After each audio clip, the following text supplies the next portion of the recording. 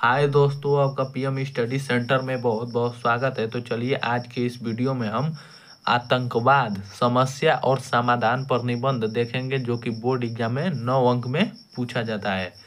और आतंकवाद समस्या और समाधान बोर्ड एग्जाम की दृष्टि से very very most important topic है। तो चलिए आज के इस वीडियो को हम शुरू करते हैं।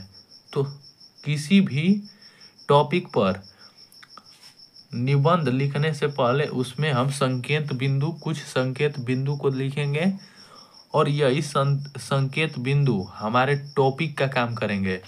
टॉपिक का अर्थात कि आतंकवाद का अर्थ। तो आतंकवाद का अर्थ हमारा एक टॉपिक हो गया।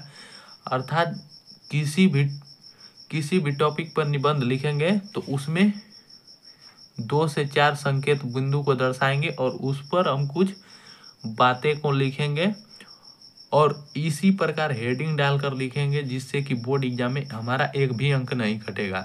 और यदि हम एक ही में सब लिख देंगे, आतंकवाद समस्या और समाधान सब एक ही में लिख देंगे, तो हमारा उस पर नंबर कटता है बोर्ड एग्जाम में।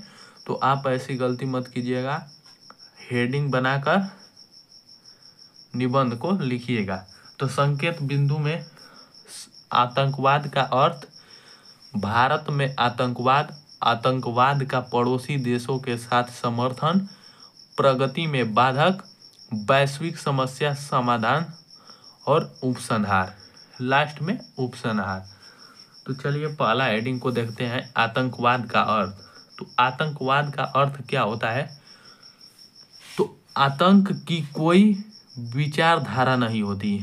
आतंक की कोई विचारधारा नहीं होती, अर्थात आतंक कहीं से भी किसी प्रकार हो सकता है। इस प्रकार से आतंकवाद कहना जरूरी है। इस प्रकार से इसे आतंकवाद कहना जरूरी है। अर्थात आतंक की कोई विचारधारा नहीं होती। कब कहाँ से आतंकवाद फैल जाएगा यह कोई नहीं जानता, और इसलिए इसे आतंकवाद कहा गया है। हिंसा तथा आतंक के पीछे निहित स्वार्थ हो सकता है। आज हमारा देश आतंकवाद की समस्या से जूझ रहा है। वास्तव में आतंकवाद वैश्विक रूप से धारण कर चुका है। वैश्विक रूप से धारण कर चुका है। यह धर्म, संप्रदाय तथा समुदाय की आड़ में विचार करने वाले लोगों की मानसिकता का परिणाम है। तो आतंकवाद का अर्थ यह है कि आतंक की कोई विचारधारा नहीं होती। यह कहीं से कभी भी और अचानक यह आतंकवाद हो सकता है, और आतंकवाद के पीछे निहित स्वार्थ होता है। किसी भी आतंकवाद होगा, किसी के भी पीछे कोई हमला होगा, आतंक होगा, तो उसके पीछे कोई स्वार्थ होता है। आज हमारा देश आतंक की समस्या से जूझ रहा है।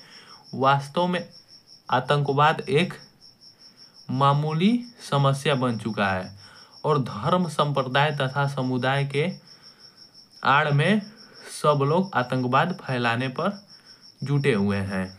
तो ये था हमारा पहला हेडिंग, आतंकवाद का अर्थ। चलिए दूसरे हेडिंग को देखते हैं कि भारत में आतंकवाद किस प्रकार है। तो आतंकवाद भारत में कोई पुरानी समस्या नहीं है।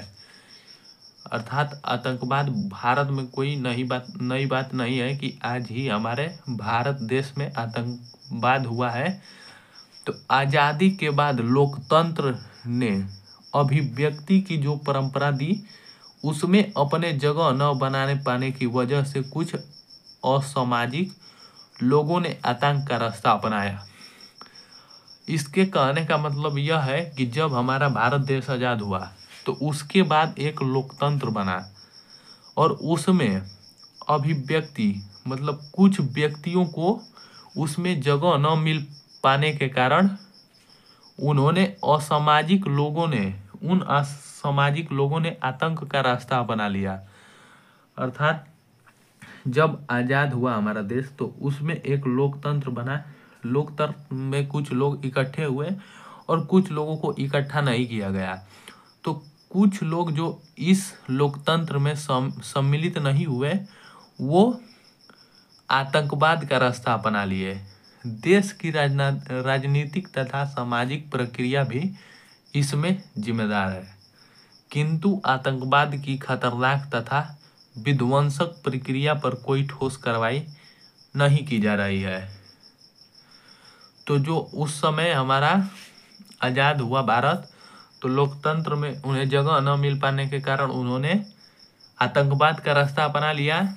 तो आतंकवाद का रास्ता अपनाने का मुख्य कारण राजनीतिक तथा सामाजिक प्रक्रिया भी है, किंतु आतंकवाद पर कोई कार्रवाई अब हमारे भारत में नहीं की जा रही है।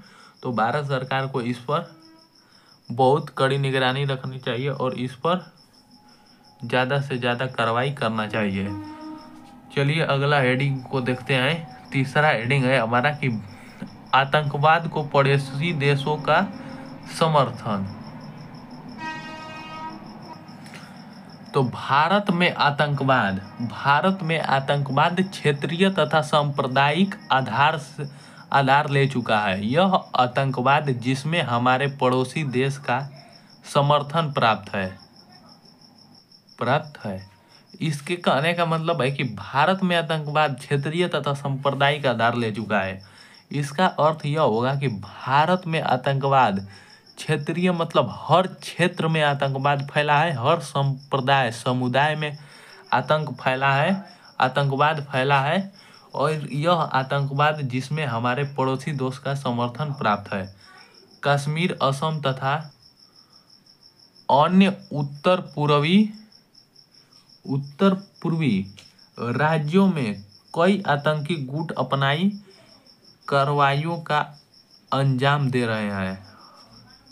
अर्थात उत्तरी पूर्वी राज्यों में कई आतंकी गुट अपनी कार्रवाइयों का अंजाम दे रहे हैं। कश्मीर में इस्लामी आतंकी गुट सक्रिय है, जिन्हें पाकिस्तान की खुफिया एजेंसी ISI का समर्थन प्राप्त है। यह एजेंसी आतंकवादियों को प्रशिक्षण तथा धन उपलब्ध कराती है, अतः इनके ठिकानों से ही कार्रवाई का संचालन कर रहा है। तो पाकिस्तान में एक आतंकी गुट है जिसका आतंकी गुट एजेंसी है जिसका नाम ISI है और इसी का समर्थन आतंकवादियों को प्राप्त हो रहा है। यह एजेंसी आतंकवादियों को प्रशिक्षण तथा धन उपलब्ध कराती है और इनके ठिकानों का संचालन करती है। तो आतंकवाद को पड़ोसी देशों का समर्थन में आप यह भी लिख सकते हैं कि भारत के पड़ोसी देश जैसे कि नेपाल, श्रीलंका, भूटान, चीन, पाकिस्तान आदि प्रमुख हैं और ये सब भारत में आतंकवाद फैलाने का कार्य कर रहे हैं। अतः इसमें एक एजेंसी है ISI जो कि पाकिस्तानी आतंकवादियों को प्रशिक्षण तथा धन उपलब्ध कराती है और उनके ठिकानों से ही कार्रवाई का संचालन करती है। तो आतंकवाद को पड़ोसी देशों का समर्थन टॉपिक में आप इतना भी लिख सकते हैं। चलिए अगले हेडिंग को देखते हैं। अगला हेडिंग हमारा 4 नंबर है कि प्रगति में बाधक। तो आतंकवाद की समस्या भारत की प्रगति में सबसे बड़ा बाधा है। जो आतंकवाद की समस्या है वो भारत की प्रगति में सबसे बड़ा बाधा है। यह लोकतांत्रिक व्यवस्था के लिए एक चुनौती है। भारत में विभिन्न शहरों में हुई आतंकवादी घटनाएं यह प्रमाणित कर चुकी हैं कि आतंकवादी कभी भी अपने मकसद को पूरा करने में सफल हो सकते हैं। आज देश का कोई शहर आतंकवाद से सुरक्षित नहीं है। तो प्रगति में बाधक टॉपिक में हम यह लिख सकते हैं कि आतंकवाद की समस्या भारत की प्रगति में सबसे बड़ा बाधक है और भारत में ऐसा कोई शहर उपस्थित नहीं है जिसमें कि आतंकवाद न हो और आतंकवाद भारत में कहीं भी किसी भी स्थान पर अपने मकसद को पूरा करने के लिए आतंकवाद हो सकते हैं और आज देश का कोई शहर आतंकवाद से सुरक्षित नहीं है। तो ये था हमारा प्रगति में बाधक, इतना आपको लिखना है। 5वां है हमारा कि वैश्विक समस्या। तो आतंकवादियों ने देश के कोने कोने में अपना नेटवर्क स्थापित कर दिया है। यदि सरकार आतंकवाद को समाप्त करने के लिए किसी ठोस नीति को नहीं अपनाती है तो इसे नियंत्रित करना भी कठिन हो जाएगा। आज आतंकवाद न केवल भारत की ही बल्कि पूरे विश्व की एक अस्थायी समस्या बन गई है। तो वैश्विक समस्या में इतना आपको लिखना है कि वैश्विक समस्या मतलब अपना समस्या। तो आतंकवादियों ने देश के कोने कोने में अपना नेटवर्क स्थापित कर दिया है। अर्थात जो आतंकवादी लोग हैं उन्होंने देश के कोने कोने में अपने लोगों को भेजकर आतंकवाद फैलाने का कार्य कर रहे हैं।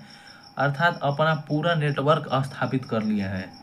यदि सरकार को आतंकवाद समाप्त करना है, देश से सरकार को आतंकवाद समाप्त करना है तो उसे एक ठोस नीति को अपनानी पड़ेगी और इसे नियंत्रित करना पड़ेगा।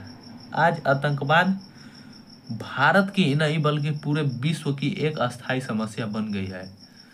चलिए अगला देखते हैं कि इससे समाधान कैसे पाएं आतंकवाद से, जो कि हमारा 6 नंबर टॉपिक रहा था। आतंकवाद को नियंत्रित करना कठिन नहीं है। इसके लिए ठोस कार्यनीति बनाकर उसके लिए नियंत्रण की जरूरत है। धर्म तथा संप्रदाय के नाम पर आतंक फैलाने वाले गुटों को जवाब देने के लिए आर्थिक रूपों से आगे आना होगा। शक्ति का साधनों के माध्यम से आतंकियों के इरादे को ध्वस्त किया जा सकता है। इस समस्या को निपटाने के लिए अंतर्राष्ट्रीय स्तर पर समन्वय करना चाहिए। तो समाधान में हो जाएगा हमारा कि आतंकवाद को नियंत्रित करने के लिए एक ठोस कार्यनीति को अपनाना पड़ेगा और जो धर्म संप्रदाय के नाम पर आतंक फैलाने का कार्य कर रहे हैं उनको जवाब देने के लिए हम जैसे युवा लोगों को आगे आना पड़ेगा और शक्ति तथा साधनों के माध्यम से आतंकियों के इरादे को ध्वस्त करना पड़ेगा ताकि इस समस्या को निपटाने के लिए हमें अंतर्राष्ट्रीय स्तर पर बैठक बुलाना चाहिए। बड़े बड़े देश, अंतर्राष्ट्रीय देश से बात करना चाहिए, राज्यों से बात करना चाहिए, बैठक बुलाना चाहिए कि किस प्रकार हम राज्य, देश और शहर से आतंकवाद को कैसे समाप्त कर सकते हैं। अब लास्ट हेडिंग हमारा रहा उपसंहार। तो महावीर भी हमारे एक महान पुरुष रह चुके हैं भारत के। तो महावीर, बुद्ध, गुरु नानक, महात्मा गांधी जैसे पुरुषों को जन्म देने वाली इस पुण्य भारत भूमि पर आतंकवाद कलंक का टीका है। अर्थात भारत के जिस धरती पर महान पुरुष महावीर, बुद्ध, गुरु नानक, महात्मा गांधी जैसे महान पुरुष जन्म लिए, उस धरती पर, उस भूमि पर आतंकवाद का होना एक कलंक का टीका है। हम सभी भारतवासियों को इसे नष्ट करने का संकल्प लेकर फिर से देश को सत्य, अहिंसा एवं शांति की तपोभूमि बनाना होगा। तभी भारत और विश्व का कल्याण संभव है। तो हम सभी भारतवासियों को इसे नष्ट करने के लिए सत्य, अहिंसा और शांति का संकल्प लेकर आगे बढ़ना होगा। तभी हमारा भारत और विश्व इस आतंकवाद से बच सकता है। तो ये था हमारा उपसंहार। तो आज के इस वीडियो में हमने देखा कि आतंकवाद समस्या और समाधान पर निबंध को देखा, जो कि बोर्ड एग्जाम में अधिक वर्ष में पूछे जा चुके हैं और इसे आप बोर्ड एग्जाम की दृष्टि से तैयार कर जाइए बोर्ड एग्जाम में, क्योंकि इसे आने की संभावना है आपके बोर्ड एग्जाम में। तो वीडियो को लास्ट तक देखने के लिए बहुत बहुत धन्यवाद।